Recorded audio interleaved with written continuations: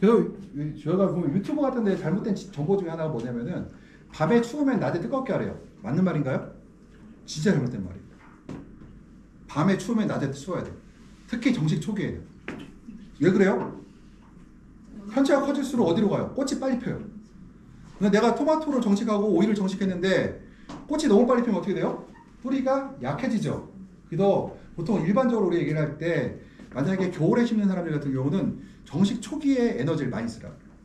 많이 쓰고 점차 뿌리 내리고 발달함에 따라서 벌리라고요. 뭐요? 야간 온도를 떨어뜨리고 주간을 올려라. 평균 온도는 똑같이 유지하고. 그 정식 초기에는 우리가 영양생장과 생시장인데 보통 우리가 처음에는 일반적으로는 영양으로 좀 돌려갖고 뿌리를 깊게 박히게 하고 몸을 만든 다음에 꽃을 피워서 착과를 시켜야 되는데 만약에 편차를 이렇게 벌리면 어떻게 해요? 뿌리가 내기 전에 꽃이 피어버리면 어떻게 돼요? 꽃을 다 따줘야 돼요. 그럼 그 손해가 많은 생각보다 커요. 꽃을 따주는 것도 인건비예요. 혹시 여름 같은 경우는 여름에는 우리 할 거 없어요. 차광해놓고 버티기예요. 우리가 뭐 환경 관리가 뭐 없어. 뭐냐면은 최대한 시원하게 하고 버티기예요. 그냥 다 차광하고 이거는. 뿌리 근데 여름에 할 수 있는 게 있죠. 뭐냐면은 심었는데 뿌리가 안 좋아. 그럼 어떻게 해요? 화방을 계속 날려요. 언제까지? 뿌리가 다 깊이 박힐 때까지. 뿌리가 안 박혔는데 여름철에 작년 같은 경우 볼게요. 작년 얘기요. 작년 8월 12에서 15일 사이에 부여 논산에 이제 온실들이 많이 심어요. 그때 정식 시작하는데 작년에 온도가 무지하게 높았잖아요. 심어놓고 꽃을 언제까지 땄냐 2, 3화방을 다 땄어요. 왜? 뿌리가 안 내리니까 나무가 안 자라니까 계속 자를 수밖에 없어요. 예, 그래 비쌌죠. 3화방이 날아갔으니까. 3화방이 한 달치예요. 원래 10월 25일이면 대형 농장들이 막 쏟아줘야 되는데 한 달 11월 25일에 쏟아지기 시작했어요. 한 달이 늦어질 거예요. 뒤로. 그러니까 우리가 여름에 하시는 것보다 에어컨 켜고 하려면 하는데 그거 에어컨 켜고 시원하게 만들면 할 수 있어. 근데 그렇게 할 수 있는 방법이 없으니 우리가 어떻게 하냐? 바로 환경 조절이 안 되면 뭐 하라고 했어요, 제가. 아까 그랬죠. 추우면 어떻게 해요? 추워서 뿌리 안 내리고 있어. 지금 심었는데 어떻게 해요? 그냥 화방 날리라고 했죠. 여기 날려버려. 왜 여기까지 거 100폭이 안 먹으면 여기 내가 요 한 줄 몇백 폭이 들 먹고 말지 전체 난방을 올려버리면은 난방비도 많이 들고 다른 쪽에 피해가 또 발생할 수가 있으니까 굳이 그렇게 할 이유가 없죠. 이렇게요. 그래서 우리가 온실은 항상 말씀드렸지만 저렴한 온실수록 편차가 심하고 에너지를 적게 쓸수록 편차가 심하니 그거는 그렇다고 나쁜 거 아니에요. 말씀드렸듯이 생산량이 좀 줄고 대신에 투입된 비용이 적었으니까 뭐예요?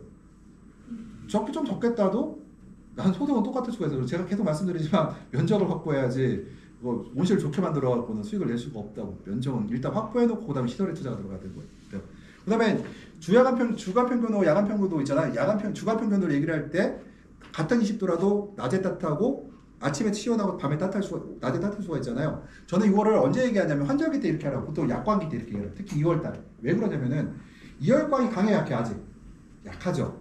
그럼 아침에 광이 약하기 때문에 온도가 낮게 관리해요. 어차피 온도가 높아봐야 호흡량만 늘어나. 그러면은 오전에 환기를 조금 일찍 시키면 어떻게 돼요? 습은 제거되고 곰팡이병이 훨씬 덜 생길 거예요. 그리고 대신에 언제 낮은 온도를 보완하면 돼요? 낮에 한 11시부터 2시, 1시까지도 광이 좋죠. 광이 좋으면 온도가 높아도 상관없어요. 근데 이때 광이 좋은 조건과 온도가 높은 조건을 섞어버리면은 평균 온도가 딱 맞아지죠. 예, 그래서 근데 이럴 수도 있어요. 조조가온한 사람. 조조가온 사람 뭐냐? 아침에 내가 조조가온을 할 수 있는 애는 뭐냐면요. 해가 지기 2시간 전부터 원래 일출 전이 제일 춥거든요. 1월달이에요. 일출 전이 1월달인데 내가 15도로 13도 15도로 유지하다가 일출 때 18도를 만들려고. 그럼 어떻게 보일러를 엄청 돌려가고 18도를 맞춘 다음에 그 다음에 커튼을 조금씩 열게 되면 광을 그대로 받아 광합성 할 수 있어요. 오전 광합성의 효율이 되게 좋아져요. 그럼 온도를 좀 높게 놔야 돼. 18도씩 유지해야 돼요. 그리고 낮에는 어떻게 돼요? 낮에는 조금 더 시원하게 관리해요. 왜냐면 그래도 이제 그 평균 온도 맞추면 시원하게 관리하고 광도 좋으니까 광합성을 한 다음에 넘어가요. 이거는 돈이 많은 사람들이에요. 네, 시설도 좋아야 돼. 그러니까 제가 볼 때 보일러가 감당이 안 돼. 18도, 그러니까 일출 전에 3도로 올릴 방법이, 그러니까 출혈 탱크를 예를 들어서 1헥타에 200톤짜리 설치하면 가능한데 그 200톤짜리면은 탱크 값만 1억이 넘거든요. 굉장히 비싸요. 그 출혈 탱크 조만 1억이 넘어가요. 굉장히 비싸요. 그래서 거의 그렇게 안 하고 있기 때문에 그렇고. 그다음에 야간 평균 온도는 말대로 그러니까 일몰부터 일출 때까지 평균 온도를 얘기하는데 요거를 편차에 따라서 영양이냐 생식인가를 얘기를 해요. 일단 우리가 이제 그다음에 이게 최고 온도 최저 온도죠. 이거는 우리가 38도 최고 온도 찍었으면 이제 38도인 거고요. 최저 온도 9도 찍었으면 9도예요. 근데 우리가 착각하는 것 중에 하나가 최고 온도가 기간이 오래 갈까요? 잠깐 최고 온도 찍고 내려와요. 38도가 하루 종일이면은, 그러니까 한 10시부터 2시, 3시까지 38도면은 남아날 작물 하나도 없어요. 단지 우리 재소가 그래도 괜찮은 게 보통 우리가 한 11시, 12시 정도부터 1시 반까지가 37, 8도가 잠깐 1시간 정도 있을까 말까 한 거라 우리가 버티는 거거든요. 그게 최고 온도고요. 최저 온도도 지금 온실을 가보면은 자기 온실의 온도가 13도로 12도라고 주장하는 사람들의 제가 이제 일출 정도에 가서 제가 IR 온도계로 재보면은 실제로 구석 같은 데는 8, 9도까지 떨어져요. 그러면은 8, 9도가 떨어지면 식물이 망가지거든요. 근데 멀쩡해. 왜 안 망가질까요? 장갑으로 가잖아요. 평균 온도로는 그것보다 10도 이상 유지되거든요. 내가 최저 온도가 그렇다는 얘기지. 근데 이거 최저 온도도 한계 온도가 있어요.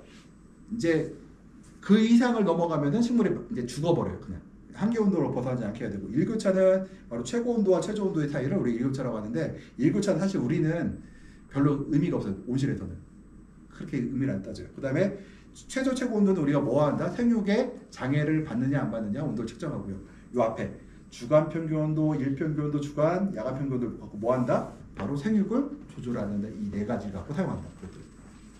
그 다음 결로 온도. 또 일교차하고는 바로 결로 온도하고 이제 얘기를 하는데, 얘는 일교차하고 결로 온도는 바로 뭐에 쓴다? 바로 곰팡이병과 세균병에 연관되어 있어요. 이것들은 뭐냐면은 온실의 온도 상승 곡선이 빨라질수록 온실에 병이 많이 생겨요. 뭐 때문에? 바로 결로 온도 때문에. 온실이 뜨겁다가 차가워져요. 차갑다가 뜨거워져요. 그러면은 공기 온도는 급상승했다는 얘기잖아요. 근데 식물체의 온도는 어때요? 품온은 올라가요, 안 올라가요? 잘 안 올라가죠. 잘 안 올라가니까 바로 과일과 잎에 결로의 온도, 결로점이 생겨버린다는 거. 그래서 우리가 이걸 막기 위해서 어떻게 한다? 과일의 온도를 높일 수 없죠. 잎의 온도를 올리기 힘들어요. 그럼 뭐 해야 돼요? 공기 온도가 안 올라가면 되죠. 그래서 제가 아까 얘기했죠. 환절기 때 오존 온도를 낮추고 오후를 높이라고요. 그래서 평균 온도를 낮추라고 했죠. 왜요? 오존 온도를 낮춰버리면은 뭐가 생겨요? 바로 결로가 생기죠. 근데 오존 온도를 낮추기 위해서 뭐 해야 돼요? 환기를 해야 되죠. 환기를 해야 되는데 내가 커튼이 아까 그때 말했던, 어제 보여드렸던 저기 보이죠? 상광 필름 깔고 문을 열면 어때요? 찬 공기가 밑으로 떨어지지 않고 빛이 들어와요. 그러니까 과일의 온도는 올라가면서 공기 온도 잘 안 올라가겠죠. 근데 만약 상광 필름 없이 내가 보온 낙엽을 확 열어버려요. 그럼 어떻게 돼요? 온도가 뚝 떨어졌다가 이렇게 올라가죠. 그럼 어떻게 돼요? 결로가 훨씬 많이 생기죠.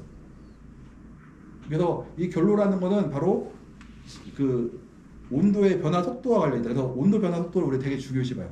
제가 요새 논문 하나 쓰고 있는 게 바로 그 온도 변화 속도에 따른 결로 시간 갖고 제가 뭐 답을 만드는 게 하나 있는데, 바로 온도의 변화 속도에 따라서 바로 병이 더 생기고 덜 생기를 결정합니다.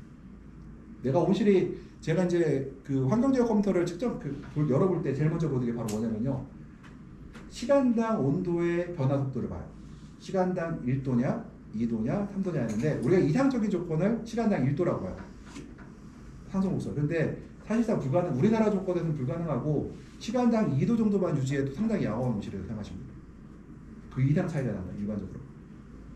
그 다음에 최고 및 최저 한계 온도, 작물이 생장할 수 있는 가장 높은 온도와 낮은 온도. 그러니까 2 이상으로 올라가면은 고온 피해를 받고 2 이하로 내려가면 저온 피해를 받는다. 바로 최고 최저 온도, 한계 온도와 얘를 보죠. 최고 최저 온도, 얘를 확인해봐요.